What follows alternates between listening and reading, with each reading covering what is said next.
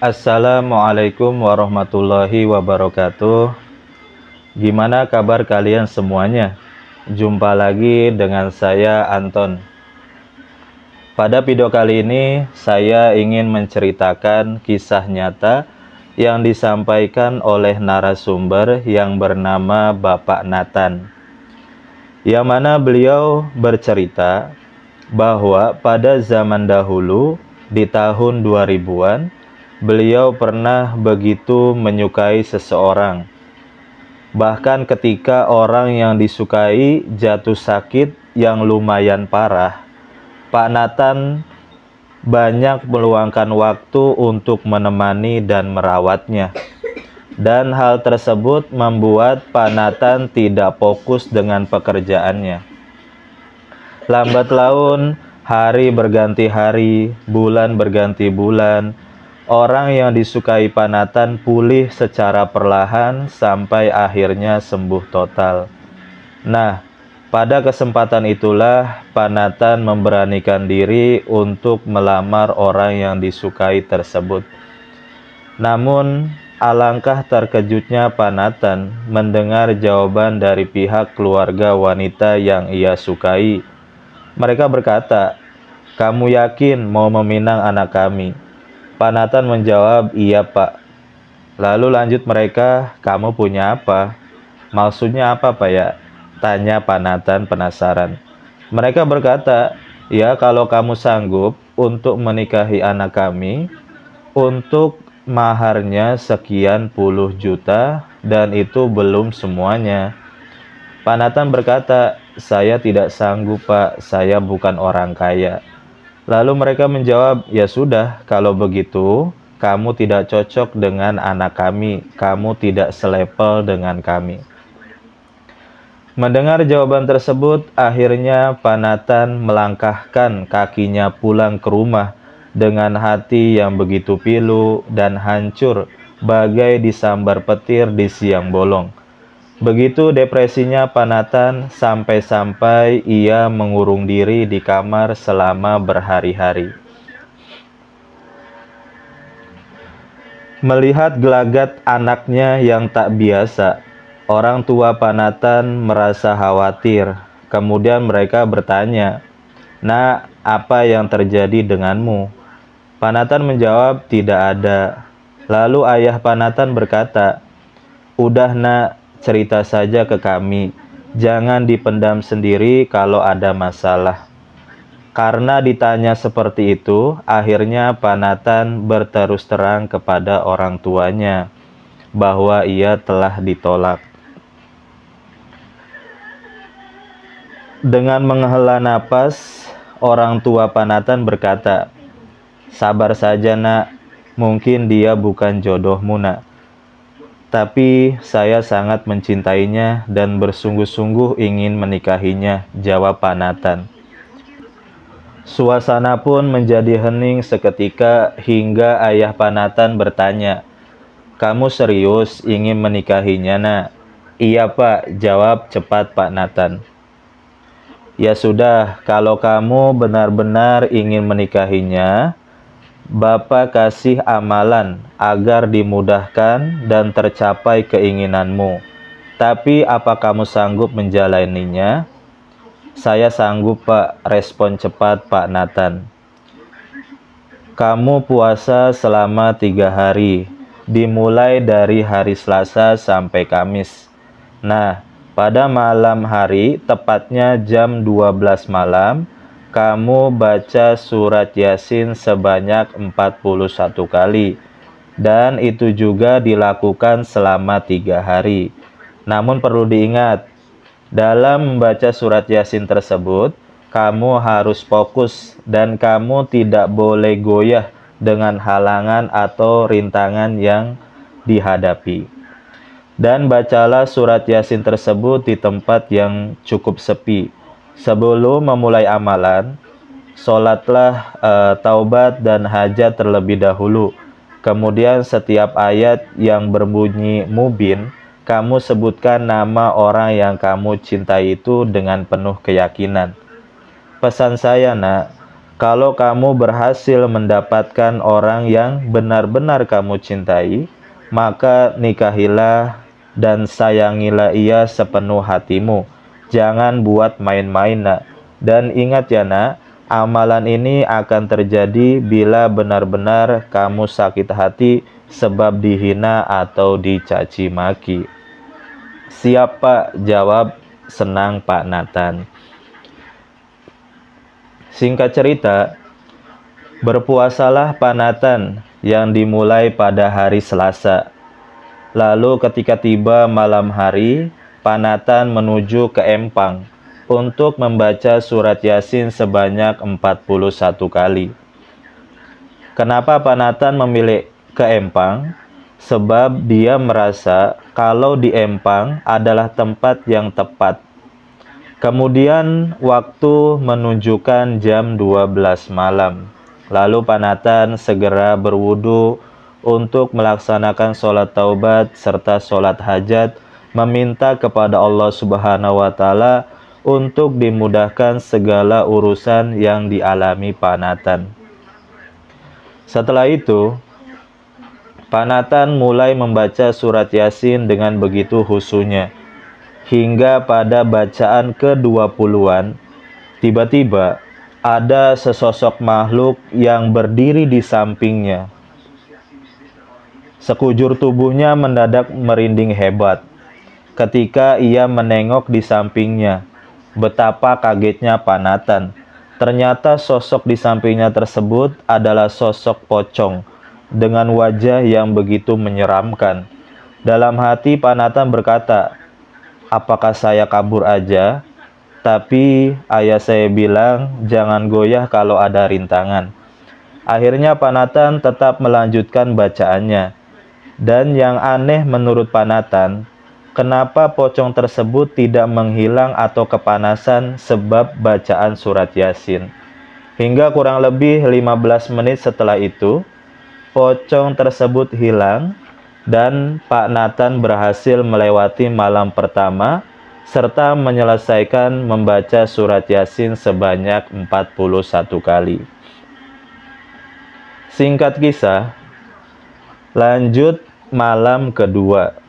Sama seperti malam sebelumnya atau malam pertama, pada bacaan ke-20-an, tiba-tiba Pak Nathan mendengar suara cekikikan seorang wanita yang cukup menyeramkan. Hal itu berlangsung kurang lebih selama 5 menit lamanya. Dan setelah itu suara tersebut menghilang seperti ditelan bumi. Hingga akhirnya Pak Nathan menyelesaikan bacaan Yasin sebanyak 41 kali. Bagi Pak Nathan, kejadian pada malam kedua ini tidak begitu menakutkan seperti pada malam yang pertama. Akhirnya tibalah pada malam terakhir. Seperti biasa pada jam 12 malam, Pak Nathan segera mengambil wudhu, kemudian melaksanakan sholat taubat dan sholat hajat. Berbeda dengan malam pertama dan malam kedua, dalam doanya Pak Nathan begitu bersungguh-sungguh sambil menangis. Selesai berdoa, Pak Nathan lanjut membaca surat Yasin. Namun, pada malam terakhir ini, rintangannya begitu berat. Pada bacaan ketiga saja, ada sosok makhluk kecil yang berlalu lalang di hadapan Pak Nathan. Ya, makhluk tersebut seperti tuyul yang tengah bermain kejar-kejaran. Akan tetapi hal tersebut berlangsung tidak lama. Hingga pada bacaan ke-15, tiba-tiba terdengar suara menggeram seperti menusuk telinga. Suara seperti ini. Suara tersebut berasal dari belakang Pak Nathan. Sungguh bulu kuduk mendadak berdiri semua, serta hati dipenuhi rasa takut yang sangat luar biasa. Secara perlahan, Pak Nathan memberanikan diri untuk menengok ke arah belakang. Betapa kaget dan terkejutnya Pak Nathan. Ternyata sosok yang ia lihat adalah sosok hitam. tinggi besar, dengan mata berwarna merah, serta memiliki taring yang begitu menakutkan. Akhirnya Panatan bergegas melanjutkan bacaan Yasinnya dan mengeraskan suara bacaannya dengan harapan makhluk tersebut segera hilang atau pergi, serta dengan harapan juga menghilangkan rasa takut yang dialami Panatan. Dan benar saja, suara menggeram tersebut hilang bersama dengan sosok tersebut. Dan hati Panatan kembali tenang hingga pada bacaan ke-30 muncul di hadapan Panatan seekor harimau yang entah datang dari mana. Langsung saja Panatan kaget loncat, kaget melihatnya, terkejut melihatnya. Dan menurut Panatan, melihat penampakan harimau ini adalah hal yang paling menakutkan dalam menjalankan amalan ini. Ingin rasanya Panatan segera lari, namun sekali lagi ia teringat nasihat ayahnya agar tidak goyah dengan apapun yang terjadi. Akhirnya Panatan tetap melanjutkan bacaannya dengan sosok harimau yang tepat berada di depannya sambil memelototinya. Untungnya harimau tersebut hanya diam saja di situ, hingga beberapa menit kemudian harimau tersebut menghilang dari hadapan Panatan. Syukur alhamdulillah dalam hati Panatan, ia tidak mengalami hal-hal yang aneh lagi sampai ia menyelesaikan bacaan surat Yasin sebanyak 41 kali, dan amalan ini pun sukses ia laksanakan. Nah, setelah itu, tidak ada apapun yang terjadi dengan Panatan, hingga ia protes kepada ayahnya dan berkata, "Pak, saya sudah mengamalkan amalan yang Bapak beri, tapi kok nggak ada hal apapun yang terjadi. Sabar saja nak, kalau memang Allah mengabulkan keinginanmu, dalam waktu dekat pasti kamu akan mengalami hal yang tak terduga, atau doamu akan diijabah oleh Allah Subhanahu wa Ta'ala," jawab ayah Panatan. Singkat cerita atau singkat kisah, 2 minggu kemudian datang orang tua wanita yang Panatan cintai datang ke rumah Panatan. Dijamulah mereka berdua. Lantas mereka berkata dengan suara yang cukup lembut, "Nanatan, apakah kamu serius ingin menikahi putri kami?" "Iya, saya serius," respon cepat Pak Natan. "Ya sudah nak, kamu ada mahar berapapun kami siap menerimanya." Dengan hati berbunga-bunga, Pak Natan mengiyakan dengan senyum sumringah yang terpancar di raut wajahnya. Panatan pun memberanikan diri dan bertanya kepada mereka, "Kenapa ya Pak, Bu, mendadak begini?" "Anu nak, itu putri kami hampir setiap hari meminta kami untuk mendatangi rumahmu, dan ia meminta ingin segera menikah denganmu," jawab mereka.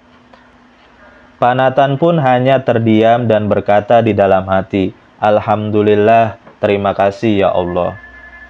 Singkat kisah, Panatan pun menikah dengan wanita pujaan hatinya yang sampai saat ini menjadi istrinya.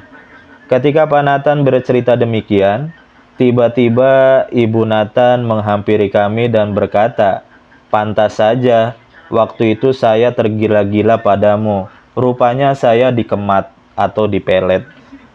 Mendengar perkataan tersebut, kami pun tertawa terbahak-bahak. Hahaha. Itulah kisah nyata yang dialami oleh Panatan. Semoga kisah ini ada hikmahnya. Sebenarnya, ampuh atau tidaknya sebuah amalan itu semua tergantung dari keyakinan serta kehendak Allah. Jika Allah menghendaki, pasti terjadi. Jika tidak, berarti memang itu bukan yang terbaik untuk kita. Terima kasih. Itu saja kisah yang kami sampaikan. Mudah-mudahan bermanfaat dan mudah-mudahan ada hikmahnya. Kita tutup dengan ucapan wassalamualaikum warahmatullahi wabarakatuh.